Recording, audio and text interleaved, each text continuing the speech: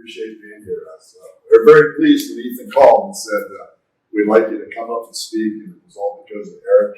Eric had told me that I guess I had a story worth telling. And it all started when I was 17 years old. I was a high school football player and undersized. Probably wasn't going to play a whole lot. And my head coach had said some things to me that I can't repeat how bad I was. But my O-line coach says to me, "You can do this." And that stuck with me my whole career. That I knew coach was in my corner saying, "Hey, you can do this. I believe in you." And the word that you share with your athletes has that kind of power that can stay with them for a lifetime. So think about it. Choose your words carefully when you're talking to your athletes. I have total regard, total respect for the man, for the woman in the arena. There are warriors of today. I respect them. I understand where they're coming from. I try to relate with them the best I can. I give them my encouragement, my motivation, and I tell them I believe in them, that they can do this, because it meant that much to me 52 years ago. I started out a little bit different in that, Jimmy, you'll know, there wasn't many strength coaches. And I met a lot of people very early in my career that kind of set a stamp into who I was going to be as a strength coach. My dad, when I was 19, says, "Hey, you want to go see the strongman?" I'm like, "Sure." So we went to a little talk that Paul Anderson was speaking at. Paul was probably one of the strongest, I don't know, Rick, one of the strongest humans ever. And here I am. And he's up speaking. He's got a table he sets up, and he has 12 guys come up and sit on that table that are all about 150 pounds. And he gets underneath it and presses that table off the floor until it snaps. Nobody was hurt. But I was like, holy smokes, you see, I lifted 3,000 pounds. And after he was done speaking, he was very dynamic.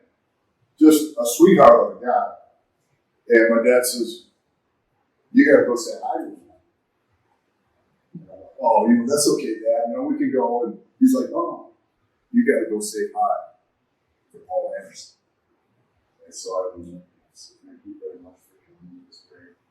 And he was so kind, so polite. And, took a second to look me in the eye and thank me for coming. Those things last a long time. Have lasted with me for a long time. So I started reading in the 70s. And that meant going to the library and looking at books. No internet or anything like that. And I opened up a book, and Dr. Jack Wilmore, physiologist, is talking about strong guys lift multiple sets of 2 to 6 reps. I'm still that guy today. That's what Jack wrote. Strong guys lift multiple sets of 2 to 6 reps, and most of those reps are at 80% of their maximal level. Bang!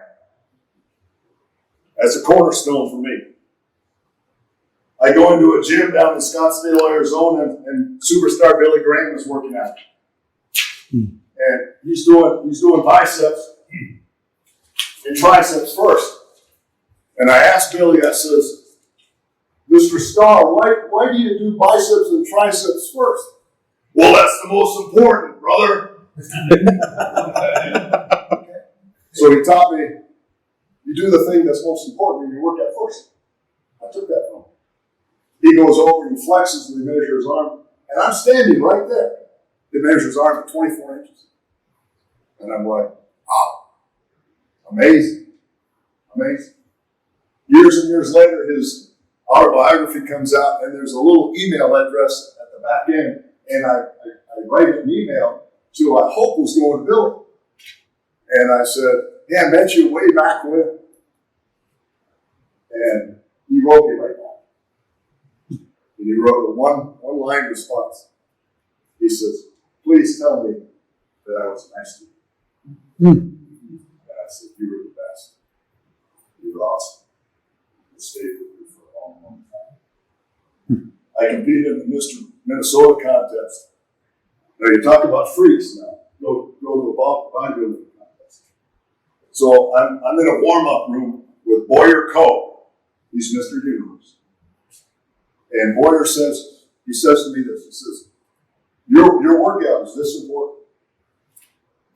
I'm like, I'm thinking my workout's like this important. He goes, no, your workout is this important. Your sleep is that important as well. But he says your nutrition is this important. You want to make a change in your body, change how you're eating. I took that from Boyer Coe, Mr. Universe. Dr. Martin Johnson was my first boss at Mayville State.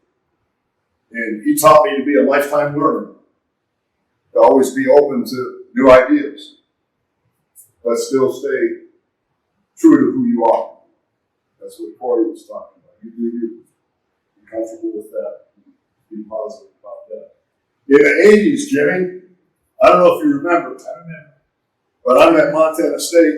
I'm their first strength coach in the Big Sky Conference. And I met Mike back then in those days. And I didn't know what I was doing. You know, there wasn't many guys to follow. You know, I read about what Boyd Epley was doing at Nebraska, and I kind of knew some of those things. And my head coach goes, hey, you got to get on the road, and you got to go to some big schools and find out what the good guys are doing. So I called Jim. And I went down to Oregon. Never met Jim before. And he taught me how to be respectful, professional, kind, polite.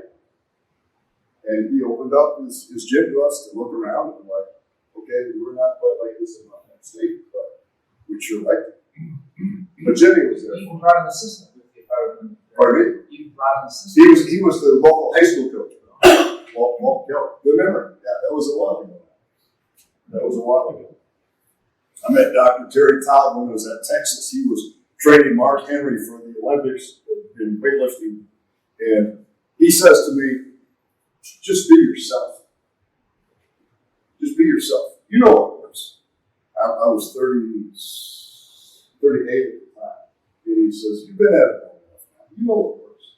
You don't have to try to follow anybody else's pattern or anybody else's mold. Make your own. You're there with the players.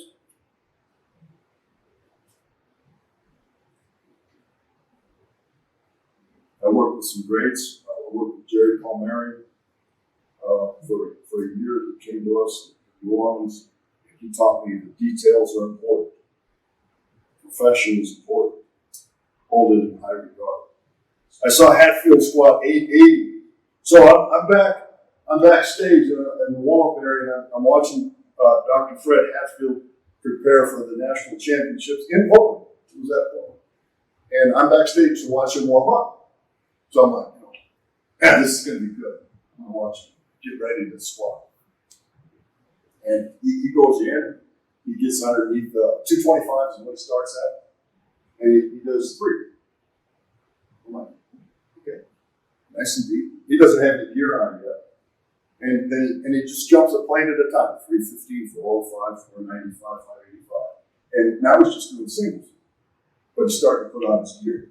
And he does his last warm-up at right around 700, and then he opens up at 800.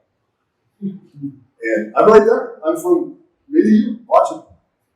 And I should go back just a little bit, regress just a little bit.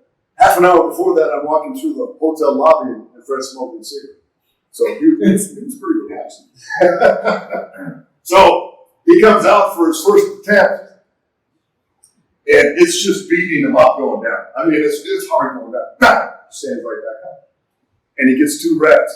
You need to have 2 out of 3 points. He gets 2 reps.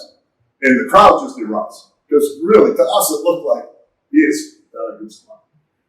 And he has to come out to the crowd and he says, I'll get deeper next time. Don't worry about it. And then we settle down. He goes back. He comes out, crushes, I think he moved up. He crushes 840 and he finishes at 880. And he weighed 220. And I can see it like it was yesterday. So I had a lot of interesting perspectives to draw upon at a very early age. I was a football player, I was a power lifter, and I was a bodybuilder. First, next slide. This is so important to me, and let me explain. My grandmother was a teacher. She wanted us all to be teachers. And so when I told her I was going to be a coach, she goes, oh, that's good enough. You know, you're kind of teaching, you know, and stuff. And so she was good with that. And she always told me, you know, teach the young people what you know. Reach out to them and try to get your points across them. And that's what made her most proud. But she also said that you're dealing with human beings. Okay? And, you know, we were teaching them how to squat, we're teaching them how to power clean. Are they ever going to be 100% exactly right? Pretty tough. Pretty tough. Everybody's got maybe some mobility or flexibility issues, maybe some strength deficiencies. It's never going to be perfect. Can you live with that? Can you live with that? So, here's what I'm saying, is that there's that phantom 5% that you're saying to yourself, yeah, that's a solid A performance. I give that a 95%. It's not 100. Can you live with it? I can live with it. I can live with it. I can go to sleep at night thinking, okay, we did a pretty good job.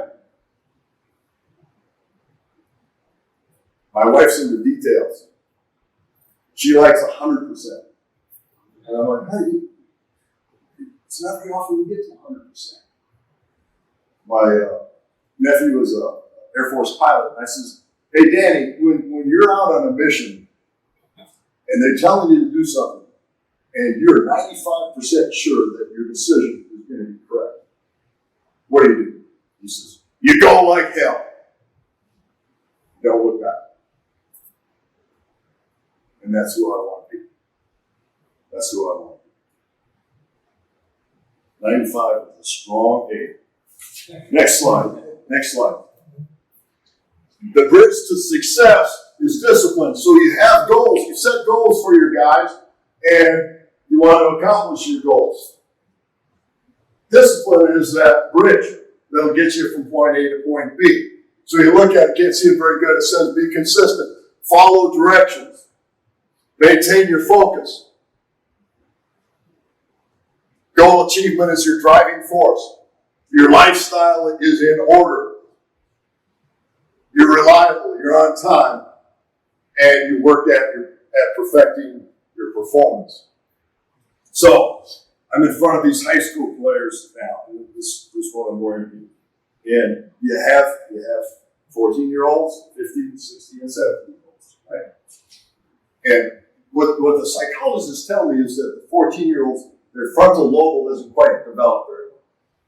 And they don't understand that you got 2 years and 1 month. You listen twice as much as you talk. Okay? So I'm trying to tell these to the 14-year-olds, and they struggle until they see the 17-year-old that's made really great progress.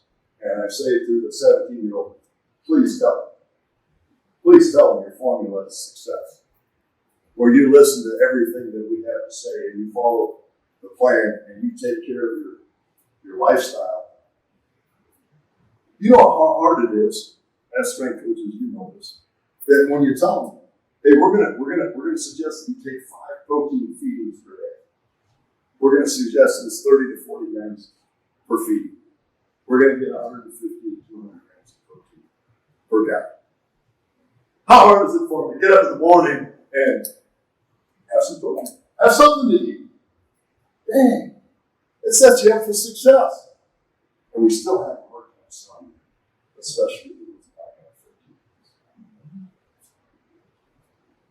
I like that. Discipline. is the bridge to success. It's your guide to molding the young mind. Next slide. Okay, so my college strength coach, my college O-line coach says, "Hey, Rock, you're not strong. You're not strong." And so we have our old university machine. And 3 sets of 10, you go around 3 times.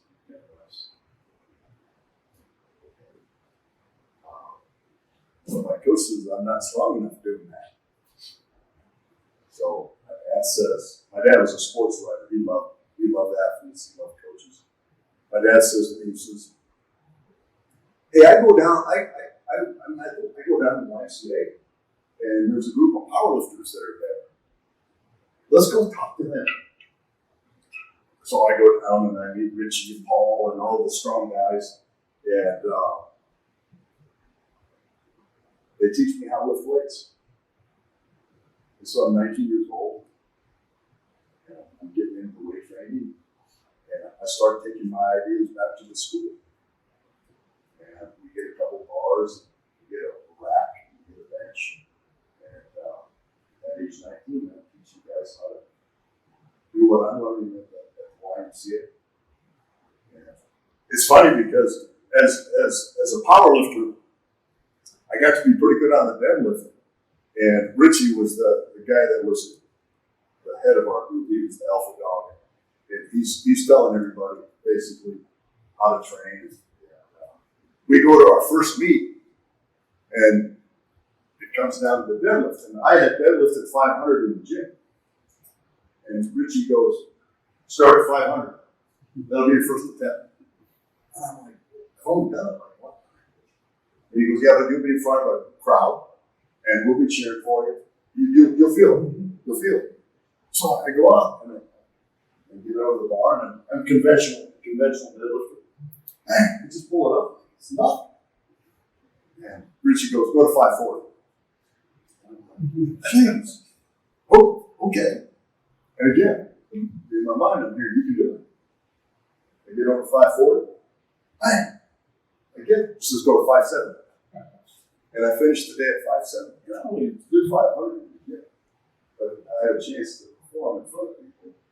And I learned a whole lot about, well, this is kind of cool. You can lift in front of people and go for a championship. Building strength. Basis for all human movement. It builds durability and confidence. So I'm working with these kids. And we have a running back at Sandy High. His dad played at Oregon State for a short period of time. His name was Caden McMahon. So Caden comes up to me. This was just about 15 months ago. And Caden comes up to me. He's a good looking lad. He says to me, he says, "I can't squat." I said, "What do you mean you can't squat?" "Sure you can squat." He goes, I can't. I said, "Well, what happens?" He goes, "I go over, I lose my balance." And I said, "Well, demonstrate." And he said, and he does that type of thing.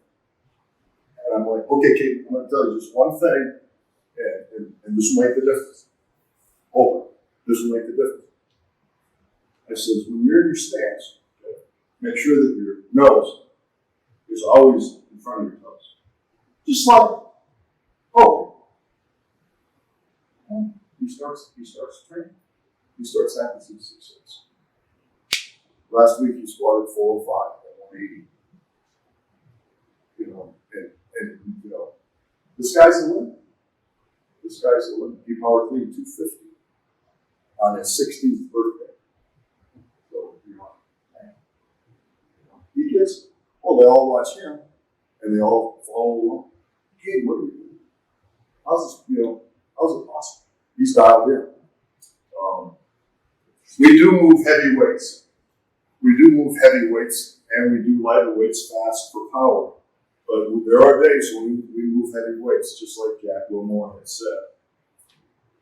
Bring energy and motivation to be goal-based. So when Fred Hatfield was talking at a clinic years back, he says, You ask two things from your athletes when they come to the gym.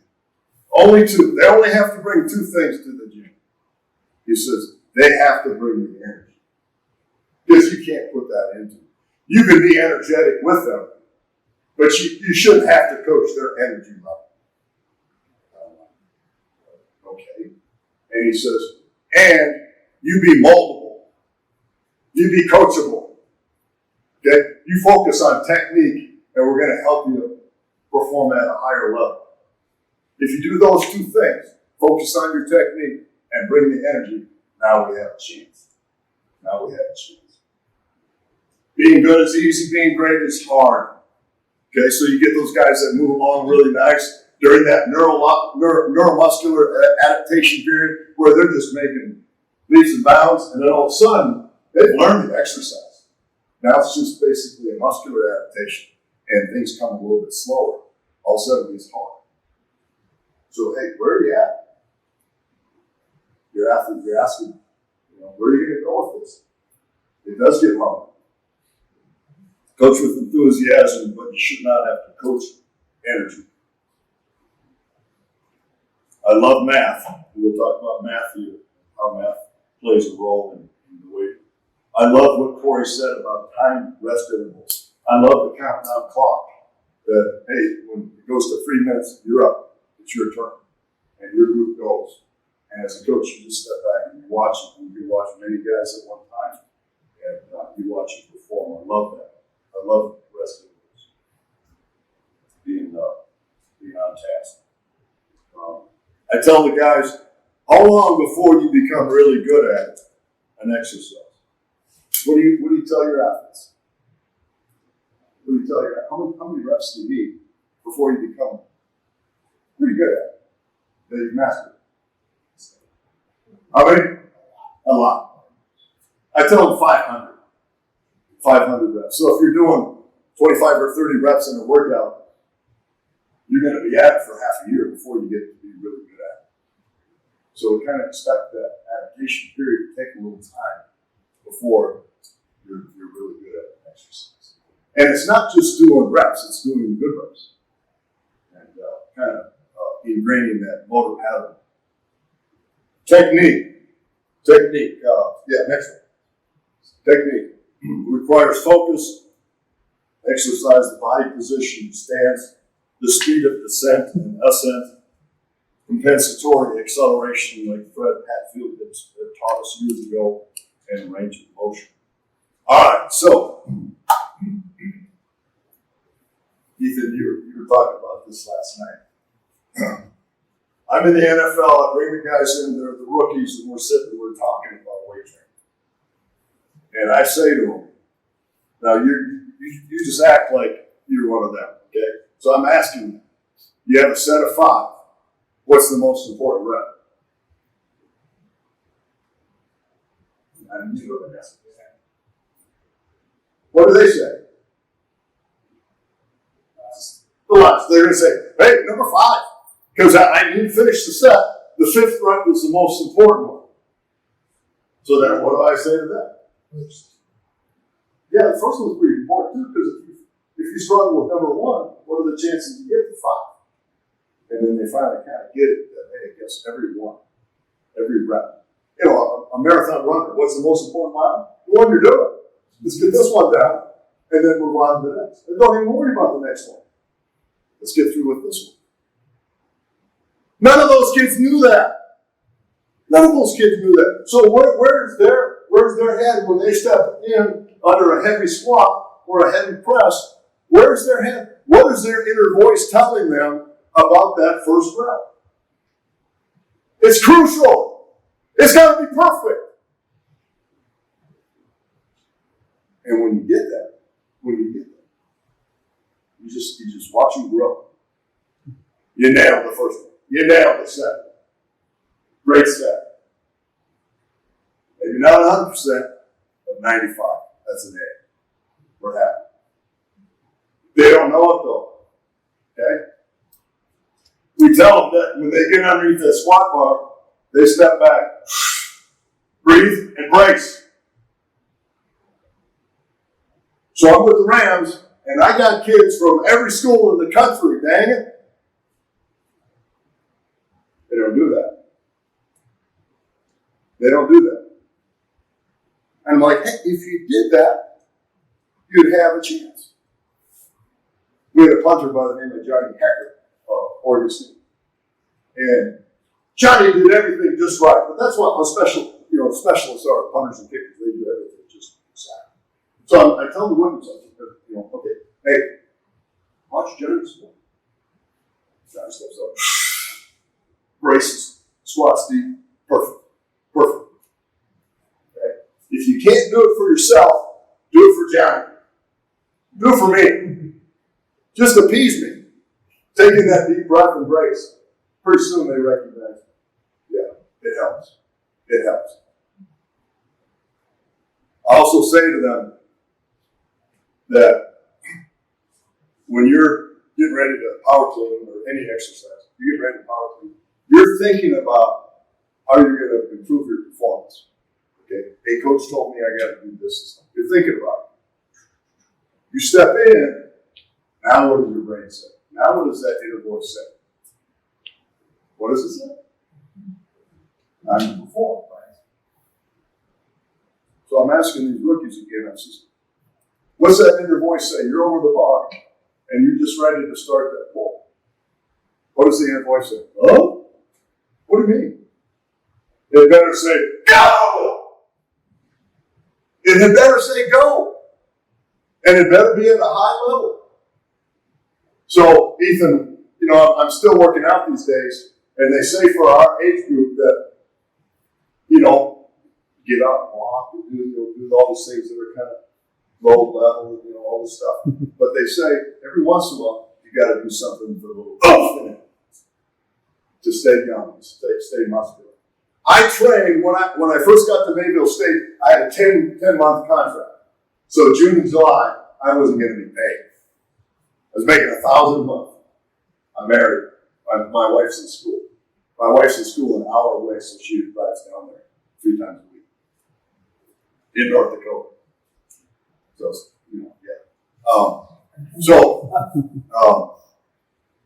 one of the gals in the department comes up to me. She says, "I'm in charge of geriatrics. I teach. That's what I teach." And I'm like, "Well, good for you." And she goes, "No, I could use your help."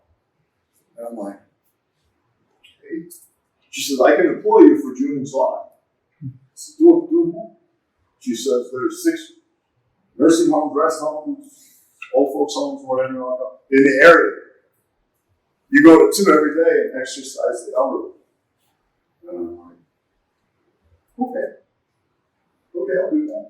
And I had to drive a bit and stuff, but I get to these rest homes and I come in and there'd be 30 people, there'd be 20 people, there'd be 60 people, whatever, and they would all be making the trip down to the community room, the big room. And the women most times wore dresses. And the men oftentimes wore jackets. And I'm like, what are you so dressed up for? Because I'm in gym stuff. And they said, well, this is the highlight of our week. Okay, no pressure. And then we get a big circle and I take them through some mobility things and a couple of strength things and a couple of hand-eye things. And we played music and I tried to smile a lot. Yeah, that's what I did. But I did learn one thing. So I'm in a group, and there's a lady that's sitting just outside the circle. And her name is Cora. And I say, "Cora, do you want to join me? You want to participate?" And she goes, "No, I'm okay." And I said, "Well, am I happy? You feel a little bit more?" She goes, "I made it to 105. I don't think I need it." Okay, well, I just wanted to make sure you knew you were right. That's all. And I said, "Good, how do you do that?" I count steps. Really? He says, "If I miscount, people will tell me, take a laugh." But he did it for me every time I went there. And then all of a sudden, Ted's not there. So I say to the gals working at the desk, That's not what it's that passed. That's a hard lesson too for a 24-year-old guy. But, yeah, he was my guy. I love building confidence. I love stacking successes. I like asking guys to do what I know they can do. I don't ask them to do things that, shoot, I probably won't be able to do this. I want them to stack successes. I want them to leave the room going, I did everything that old guy asked me to, and I did it all. And I can't wait to do it again. That's what I want. That's exactly what I want. And does it work for everybody? Work in the NFL. Aaron Donald loved it. Did you get all your reps? Yeah. Were they all perfect? Yeah. Did you do exactly what the card said? Yeah. Really, Rolf thought so too. He's in the Hall of Fame. Brett Favre thought so too. So it works. It works. I love percentages. Go ahead, Eric. I love percentages. And this work was originally done by Tudor Mappa. Gosh, I probably got onto this in the 80s. And the percentages are set up by reps. I've used this forever. I texted a picture of my card that I had on the back of the computer when Evan Marcus and I were at Texas back in the 90s. And I just took the picture and I sent it to Evan. He returned the picture with the same exact numbers on his desk with the cards. I use it every day. Yeah. I mean, you want to insert yourself into a guy's workout? You go to a set at 80%, 79, 80%. And maybe it's their last set, maybe it's a down set off of a pyramid, but maybe it's their last set of 8 on 3 sets of 8 type thing. And maybe they ramped up 70, 80%. Their last one was 80%. And you go to them and you say, you've done quite a bit of work. I think you can get 80 because we're making progress. I think you can get 8 reps set. No. Probably 7. You probably get 7. Well, coach, I can get 8. I don't know. And I know for damn sure you're not going to get 9. Now what happens? Yeah, now they get 9. And Sam Bradford is one of my favorites. Would get a fuck you, Ron. Yeah, got you. There's guys that you can do that with, and there's guys that you can't. But mathematics makes it so that you can get involved 100%. Exercise selection. I'm totally happy if we can squat, we can power clean, deadlift, if we can bench press, if we can overhead press, if we can do pull-ups and horizontal rows. I'm totally good if that's all we can do. I'm totally fine. So I go into the high school at Sandy High, and Josh Dill is the head football coach. He's also the strength coach. And I says, Coach, what do you want to do? And he goes, I want to be good at this, and this. I'm like, Coach, how much time we got? And he goes, well, when we get started, we have about 50 minutes. And we'll train 4 days a week. So, okay. That's a lot to be good at. Or would you rather be great at just a few things? Yeah, well, let's try. So I get there, and he has 6 weight classes, so about 150 to 180 kids in class throughout the day. He's got either a before school group or after school, not both. Before school or after school. So he's training upwards of 200 athletes at that school level, which makes up over 20% of the school's population. So I get there and I says, hey, how are we at power cleans? He goes, well, we got 2 guys that can power clean 200 pounds. We got 2 guys that can take 300. So I'm more pleased with 45 at 200. All right. Let's go ahead and go to the next one. Yeah. The power clean. So, coaches, I've always thought that I can teach a guy to do the first pull. I can teach that all day long, and they still won't be very good at it. I can teach a guy how to pull from mid-thigh, and I can start there, but they still won't be very good at it. So I'm going to teach them how it feels to catch the ball at their shoulders, the elbows up, the hands open, the bar resting on your shoulders. I want to get them comfortable with that first. So I'm going to teach from the top down. Get them comfortable. Then start with my high thigh, just flipping it up and catching it mid-thigh, below the knee, to the floor. Those frontal lobes can handle that.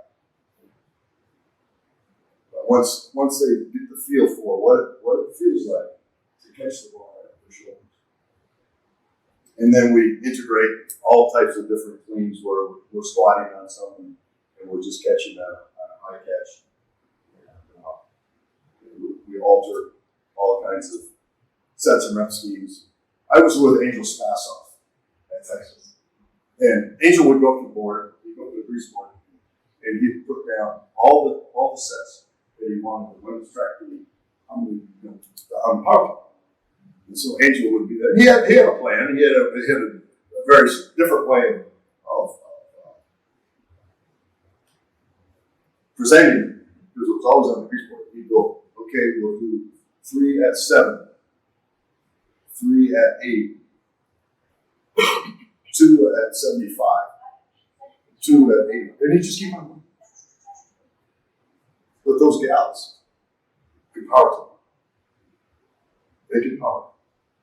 And he stood there and he watched all. He corrected all.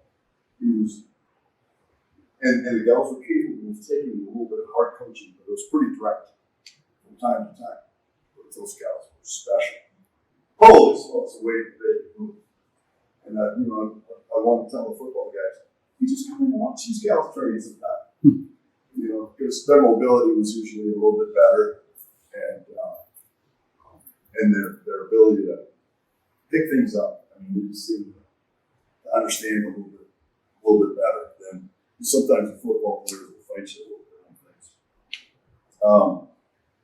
This exercise, I believe, that on the days that we max out, if we're benching, if we're squatting, if we're doing a power clean, there is nothing like picking that bar up and holding it at your shoulders to build confidence.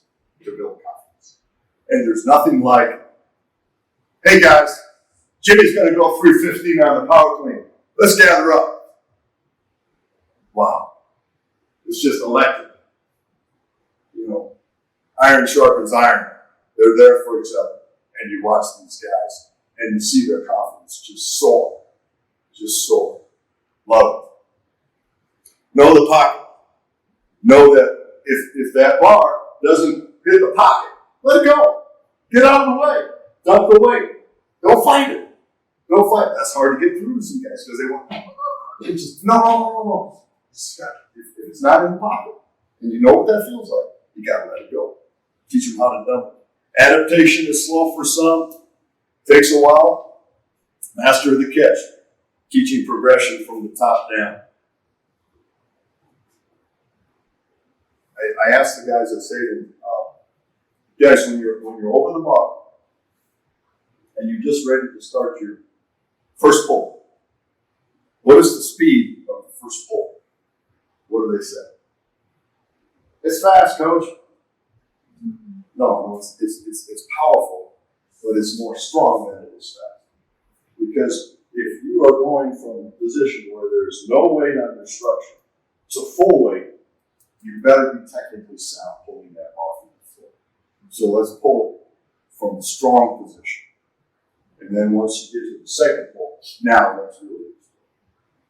And they have to be told that, at least my guys do, over and over again. Add the front squat to prepare for heavy weights.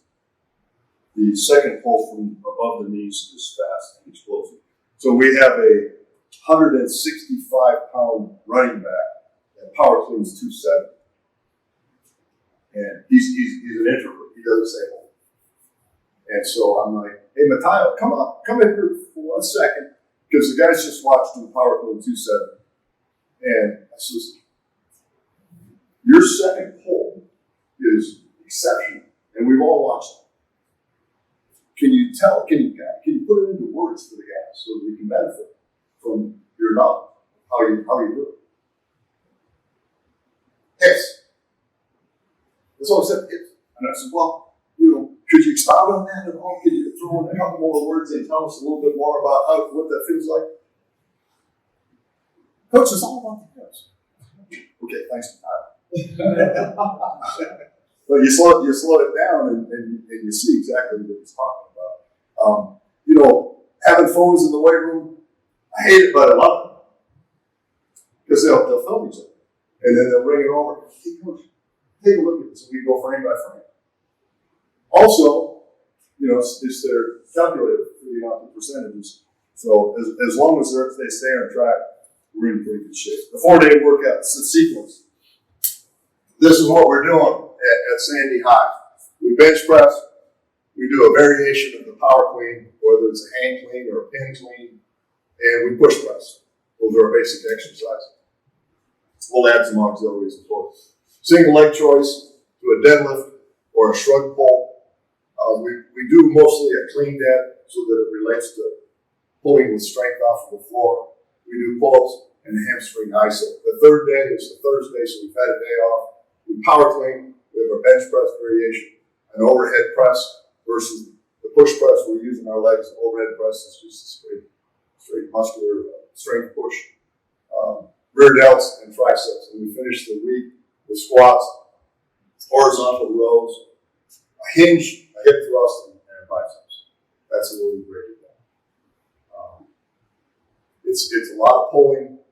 I recognize that, but I think the most impressive thing when you look at young guys in the training is you look at it from behind and you're looking at the back development and their glutes and so forth, and you're like, okay, who's been lifting? They'll always put the effort into the bench press and the pressing movements. It's surprising how many guys can't do pull-ups. So we spend a lot of time working on that. It's not always the easiest, but we have bands and we do partner assist stuff. But that's our 4-day workout. Sleep. Okay, if you look at this next one, the workout is the only controlled element that we have. So if we have the guys for 6 to 8 hours during the week, 6 to 8 hours during the week, they got 160 hours on their own that we don't control. Sleep's super important, and like a warrior coach said, nutrition. 5 intakes of protein per day. We're doing better at that. 1 gram for every pound of body weight is the goal. It's seldom reached. Hydration is huge. Most of the guys are dehydrated. And I am recommending creatine and vitamin D3 as a supplement to increase strength and muscle strength and muscle size. Okay, next slide.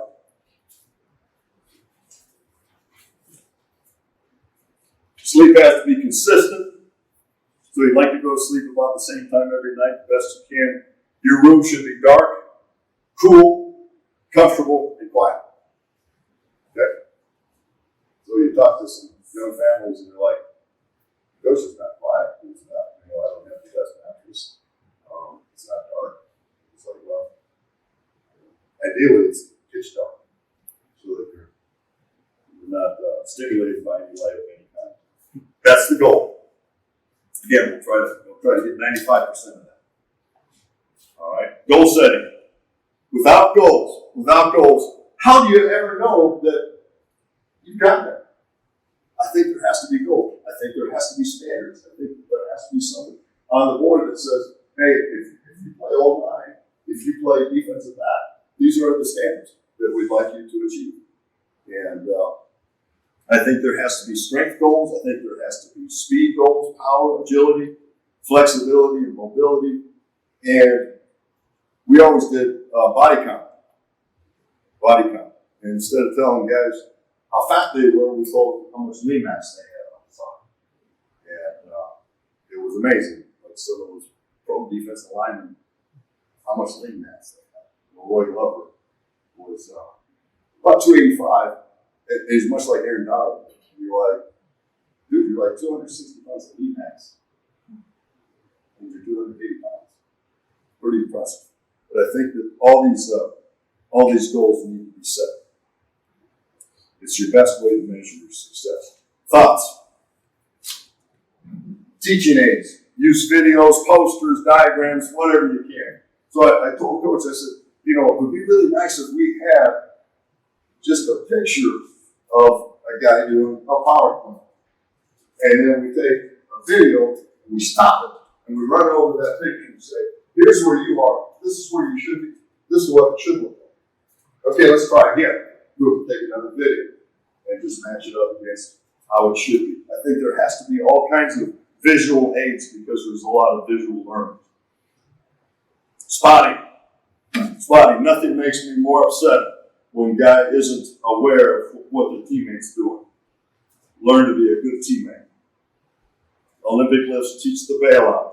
Make sure they know how to get out of a tough situation. Listening skills. Encourage the athletes involved. Get them involved in actually doing some of the teaching themselves. Provide opportunities for leadership. I had a running back, Ricky Williams. You might have heard of him. He was at Texas. And Ricky was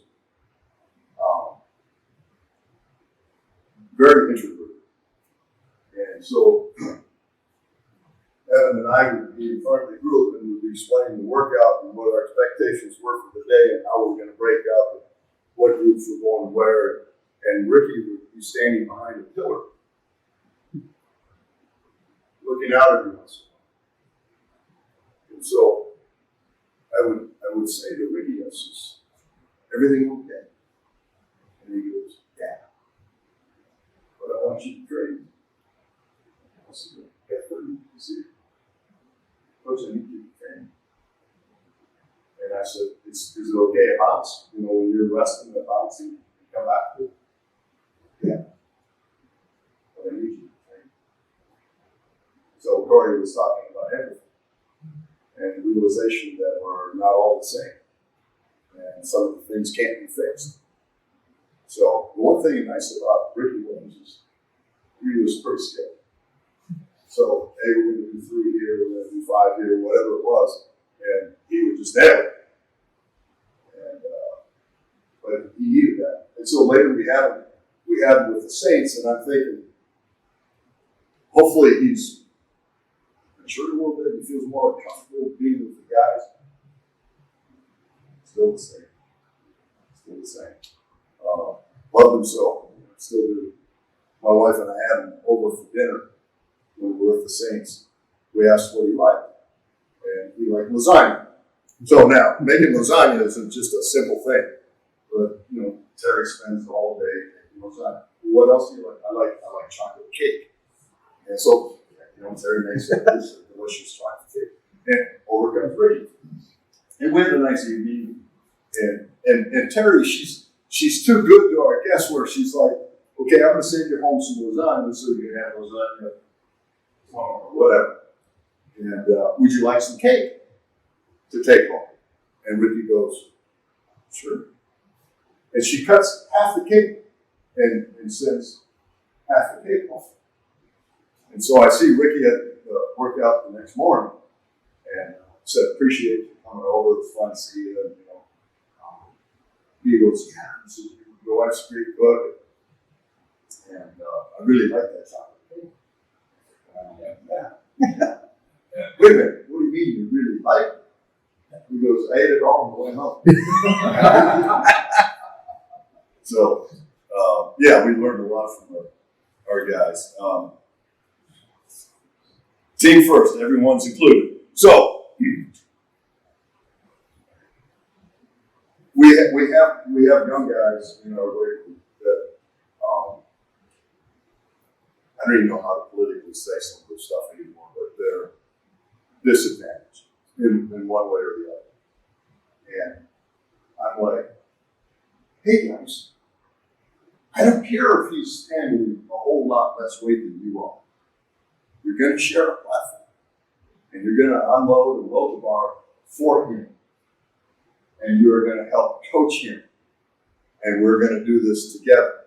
And there's a lot to be gained in getting to know what other people needs and requirements are. And that's a hard lesson. But before too long, they're cheering for that guy as he sets a personal record for himself. Everybody's included. And then the last one was apple pie, meaning that when you leave the gym, you can't wait to come back for more. A recent read, I was just telling Eric about this. This is the 4 agreements. I went down to Dallas and worked with some injured military men and women this summer, and we read this together and discussed it. It fits into who we are as coaches. I recommend it highly, and I have a copy if you'd like to see it. And I do thank Ethan for having me here. It's really special to get his call, and I appreciate my friendship with Eric. I'm so proud of the Central Washington football team and everything that Eric's been able to accomplish, obviously, by having this fine facility. Coach Fisk, who's the head coach here, he was the first one to reach out to me. I met Coach Fisk back in the early 2000s, and he remembered it. And when we found out that we lived close, he made it possible for me to come out. And then Dennis Francois has done a great job as the PD. When I come up on occasion, Dennis and I will sit in his office and talk just about stuff. And he's got a good feel for the pulse of what's going on here. He's very interested that the athletes be treated fairly, be given a great opportunity, and that's why I'm here. That's why I come back from time to time to be around it, because I miss it. I miss it terribly. But I appreciate it. Any questions, I will answer. And, I think that's probably about it.